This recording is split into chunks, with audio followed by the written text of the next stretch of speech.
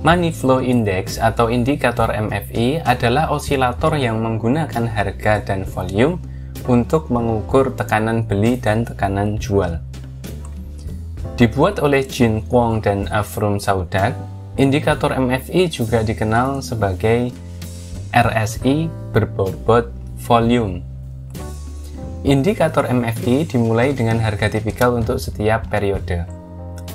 Money flow menjadi positif ketika harga tipikal ini naik atau terjadi tekanan beli, dan negatif ketika harga tipikal turun atau terjadi tekanan jual. Rasio dari money flow positif dan negatif ini kemudian dimasukkan ke dalam rumus RSI untuk membuat osilator yang bergerak antara angka 0 dan 100. Bentuknya adalah seperti yang ada di layar ini di bagian yang paling bawah. Terlihat di sana ada money flow index dengan setting 14 hari. Sebagai osilator momentum yang terkait dengan volume, indikator MFI paling cocok untuk mengidentifikasi pembalikan dan harga ekstrim dengan berbagai sinyal. Sebagai versi RSI yang berbobot volume, Money Flow Index atau indikator MFI dapat diinterpretasikan serupa dengan RSI. Perbedaan besar tentu saja pada volume.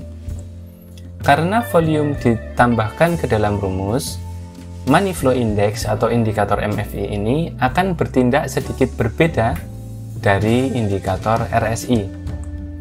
Teori menunjukkan bahwa volume memimpin harga. Indikator RSI adalah osilator momentum yang sudah memimpin harga. Memasukkan volume dapat meningkatkan waktu tunggu ini. Penemu indikator ini, indikator MFI ini, mengidentifikasi 3 sinyal dasar menggunakan indeks money flow ini atau indikator MFI ini. Yang pertama, chartis dapat mencari level overbought dan oversold untuk memperingatkan harga ekstrim yang tidak berkelanjutan.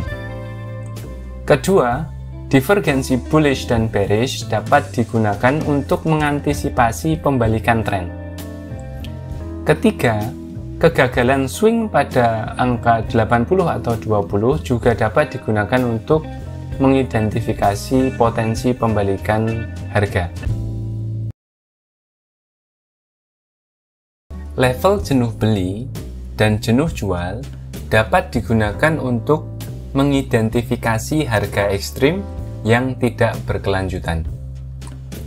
Biasanya, indikator MFI di atas 80 dianggap jenuh beli atau overbought, dan indikator MFI di bawah angka 20 dianggap jenuh jual atau oversold.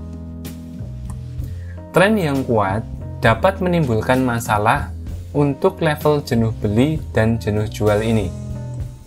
Indikator MFI bisa saja menjadi jenuh beli di atas 80 dan kemudian ternyata harga bisa terus naik ketika tren naik sedang kuat. Sebaliknya, pada kondisi yang lain, indikator MFI bisa menjadi jenuh jual atau angkanya di bawah 20 dan harga bisa terus turun saat downtrend yang kuat. Penemu indikator MFI ini merekomendasikan untuk memperluas ekstrim ini untuk lebih memenuhi syarat sinyal. Pergerakan di atas 90 benar-benar jenuh beli dan pergerakan di bawah 10 benar-benar jenuh jual. Pergerakan di atas 90 dan di bawah 10 ini adalah kejadian langka yang menunjukkan bahwa pergerakan harga tidak berkelanjutan. Kita menyebut ini sebagai titik ekstrim tadi ya, untuk indikator MFI.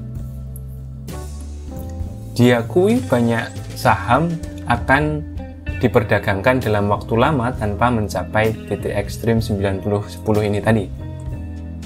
Saham yang ditunjukkan di layar ini menjadi jenuh jual ketika indikator money flow index atau MFI ini bergerak di bawah 10 pada akhir Oktober 2009 dan awal Februari 2010.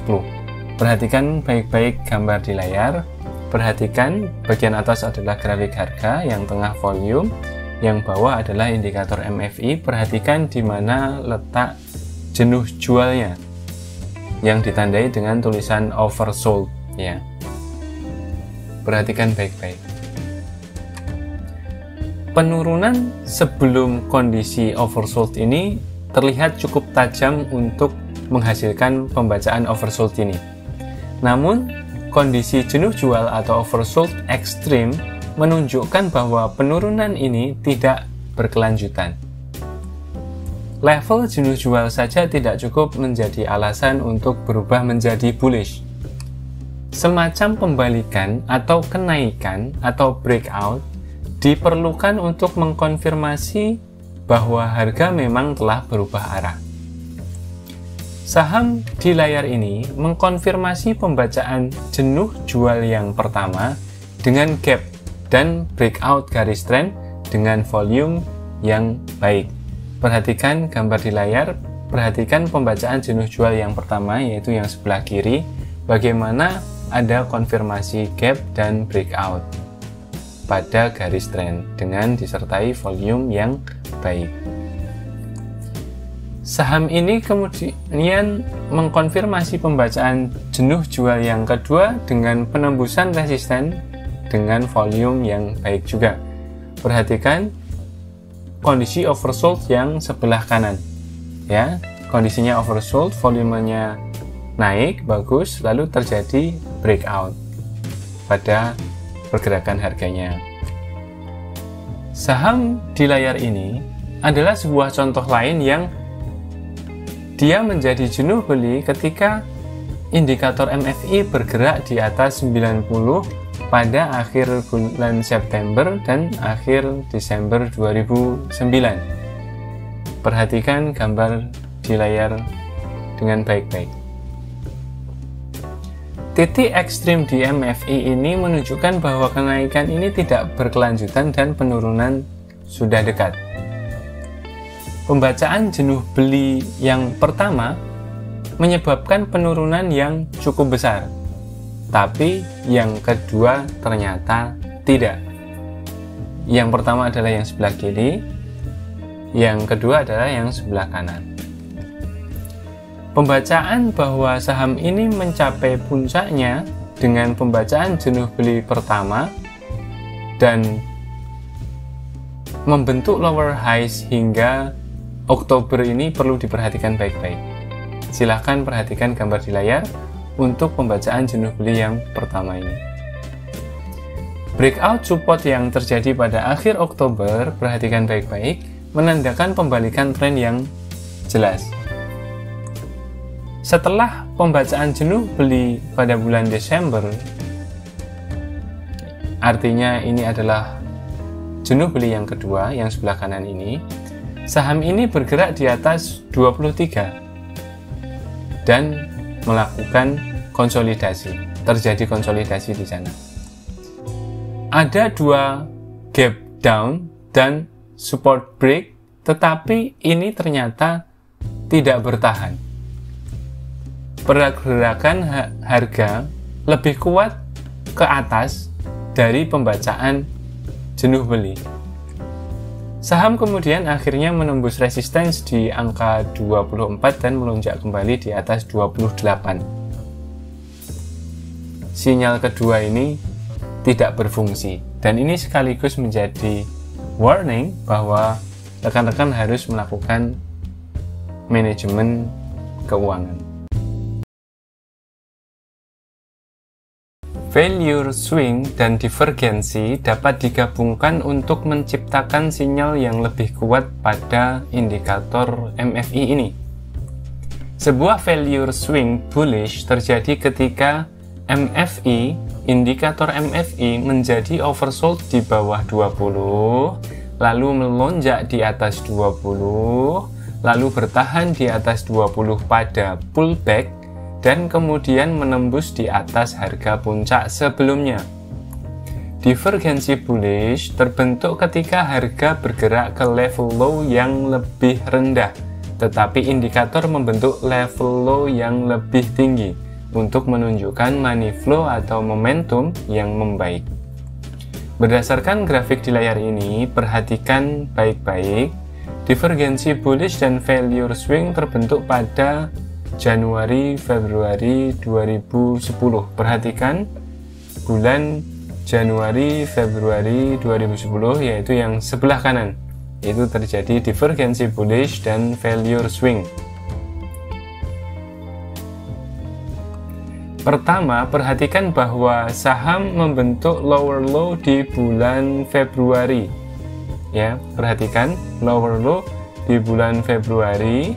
Perhatikan garis putus-putus warna merah ini. Ya. Dan kemudian MFI bertahan jauh di atas level low bulan Januari untuk membentuk divergensi bullish. Perhatikan ini. Di bagian MFI, garis putus-putus warna hijau yang bawah ini terjadi higher low. Lalu yang kedua, perhatikan bahwa MFI merosot atau turun di bawah 20 di bulan Januari. Ya, perhatikan di sini nih. Ya. Perhatikan indikator di bawah ini yang ditunjukkan dengan scroll ya. Lalu kemudian bertahan di atas 20 di bulan Februari dan menembus titik tertinggi sebelumnya di akhir Februari. Ya, akhirnya perhatikan garis putus-putus vertikal warna hijau ini. Ya. Kami ulangi. Perhatikan bagaimana MFI merosot di bawah 20 di bulan Januari, bertahan di atas 20 di bulan Februari, dan menembus titik tertinggi sebelumnya di awal Februari. Kombinasi sinyal ini, yaitu antara bullish, divergensi bullish dan bullish value swing ini, meramalkan sebuah rally kenaikan yang cukup kuat di bulan Maret. Ya. Bisa dilihat ya, bulan Maret ada kenaikan seperti itu. Value swing bearish, ya, kebalikan dari bullish tadi, terjadi ketika MFI menjadi overbought di atas angka 20, lalu jatuh di bawah 80, lalu gagal melebihi ke atas 80 lagi pada saat rebound, dan kemudian menembus di bawah low sebelumnya. Divergensi bearish terbentuk ketika saham membentuk titik high yang lebih tinggi dan indikator membentuk titik high yang lebih rendah, yang menunjukkan money flow atau momentum yang memburuk. Berdasarkan grafik di layar ini, bearish divergence atau divergensi bearish dan failure swing terbentuk pada bulan Agustus-September. Perhatikan Agustus-September yang sebelah kiri, ya, divergensi yang sebelah kiri. Ya, perhatikan scroll yang di daerah sini. Saham bergerak ke level yang tinggi di bulan September. Perhatikan chart harga, grafik harga yang di sini terlihat ada higher high ya. Tetapi MFI-nya ke level high yang jauh lebih rendah. Perhatikan di bagian MFI ini turun ya, lower high ya.